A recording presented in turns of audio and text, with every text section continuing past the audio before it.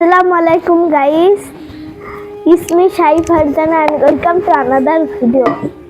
আপনাদের মাঝে আরেকটা নতুন ভিডিও নিয়ে আসলাম ইফতারির আয়োজন দেখে। আম্মু আজকে কি কি পাক করতেছে ইফতারিতে, চলুন যাওয়া যাক। আম্মু, আজকে ইফতারিতে কি কি রান্না হচ্ছে? এই যে এটা কি? বুটের ডাল, চর্বি, তারপরে এই যে হাড় মানে হাড্ডি, গরু হাড্ডি চর্বি দিয়ে বুটের ডাল রান্না করতেছি। আর এই যে গরুর মাংস। এটা তো আমার অনেক প্রিয়।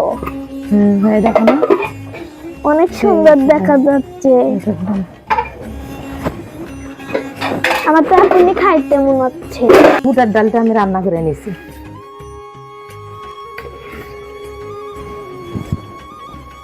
এই যে আদা রসুন বাটা দিচ্ছি।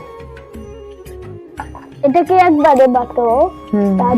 বেলনটা করে খেয়ে দিচ্ছি। কাঁচা মরিচে দিলাম, এই যে গুঁড়ো মরিচ।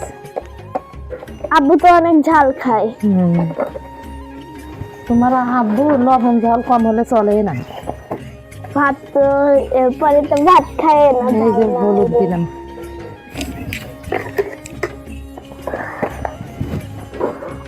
আমি গরম মশলা জিরা একসঙ্গে আমি গুঁড়া করছি।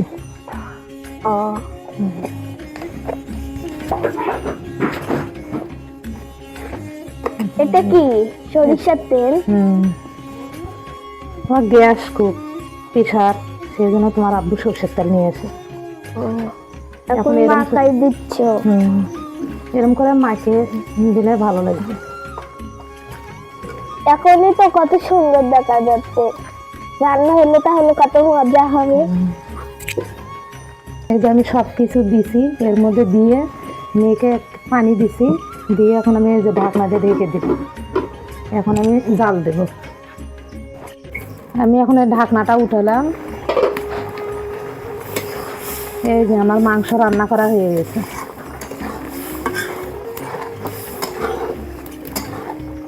একটি মানে গাঢ় গাঢ় করছি, আমি ঝোলটা একটু ভারী করছি, যেহেতু বুটের ডাল রান্না করছি, সেই জন্যে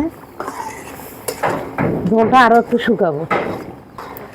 আপনারা হয়তো বলবেন যে অল্প একটু জানি মাংস, কিন্তু রোজার দিন, রমজান মাস, সেই জন্য আমি অল্প করে মাংস রান্না করছি।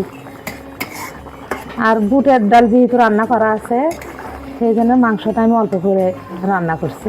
বুটের ডালের মধ্যে চর্বি আছে, গরুর হাড্ডি দিয়ে বুটের ডাল আমি রান্না করছি। আর এটা একটু শুকাবো, যেহেতু ডাল আছে, আমি ঢেকে দিই। দেওয়ার পর আর সামান্য একটু শুকাবো।